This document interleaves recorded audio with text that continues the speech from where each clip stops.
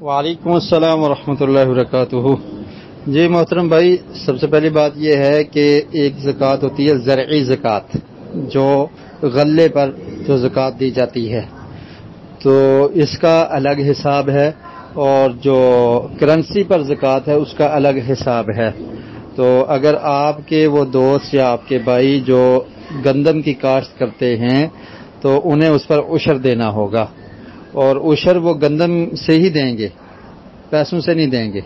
تو عشر کا مطلب یہ ہے کہ 10واں حصہ جو بھی جب وہ کاشت کرتے ہیں، قرآن مجید میں اللہ رب العالمین نے ارشاد فرمایا وَآتُوا حَقَّهُ يَوْمَ حَصَادِهِ کہ جس دن فصل کی کٹائی ہو اس دن اس کا حق، اس کی زکوٰۃ دے دو۔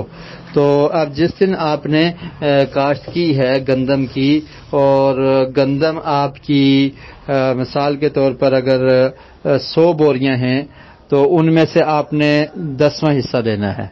10واں حصہ ایسی صورت میں کہ جب وہ کاشت کرنے پر آپ کی پانی آپ کو بارش سے مل رہا ہو، یا فری میں جیسے نہری پانی ہے یا چشموں کا پانی ہے، اس سے آپ کی فصل سیراب ہو رہی ہو، آپ کا خرچہ نہیں ہے اس پانی پر، تو پھر آپ کو 10واں حصہ یعنی اس کو عشر کہتے ہیں، عشر دینا ہوگا۔ تو اگر 100 بوری گندم ہے تو اس میں سے آپ 1 بوری زکوٰۃ دیں گے، ٹھیک ہے۔ اور اگر آپ کی جو کاشت ہے گندم کی، وہ اس پر ٹیوب ویل کے اخراجات ہیں، پانی آپ خرید کر لگا رہے ہیں، تو اس طرح کے اخراجات ہیں، تو پھر اس سے نصف عشر ہوگا۔ تو نصف عشر کا مطلب یہ ہے کہ 20واں حصہ۔ اگر آپ کی 100 بوریاں گندم ہوئی ہے تو آپ اس میں سے 100 میں سے 10واں حصہ بنتا ہے 1 بوری، لیکن اگر 20واں حصہ دیں گے تو پھر بنے گی آدھی بوری، ٹھیک ہے۔ تو اس طرح سے یہ عشر دیا جائے گا۔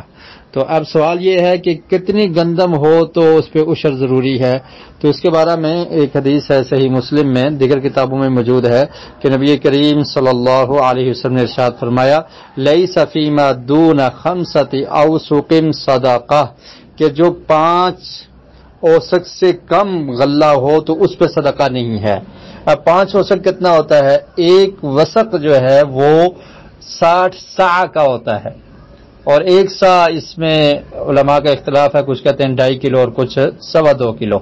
تو خیر یہ تقریباً اگر کلو گرام میں کریں تو 630 کلو غلہ، 630 کلو۔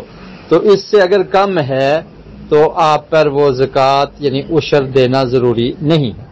اگر 630 کلو سے زائد گندم ہے یا جو بھی غلہ ہے وہ ہے تو پھر اس پر آپ کو عشر دینا ہوگا۔ عشر کا مطلب ہے کہ 10واں حصہ۔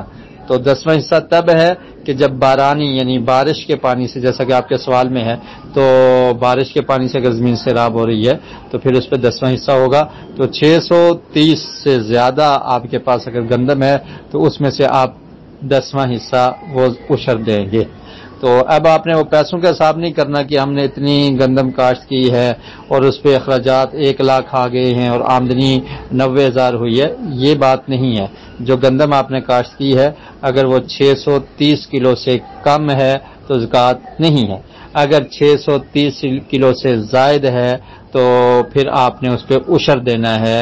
اگر بارانی یا بغیر خرچے کے پانی اس پہ لگ رہا ہے، چشمے کا پانی ہے، بارش کا پانی ہے، یا قدرتی پانی سے وہ اس کی کاشتکاری ہوئی ہے، تو اگر اس پانی کے لگانے میں آپ کا خرچہ ہوا ہے تو پھر اس میں آپ کو نصف عشر یعنی 20واں حصہ دینا ہوگا۔ واللہ اعلم بالصواب۔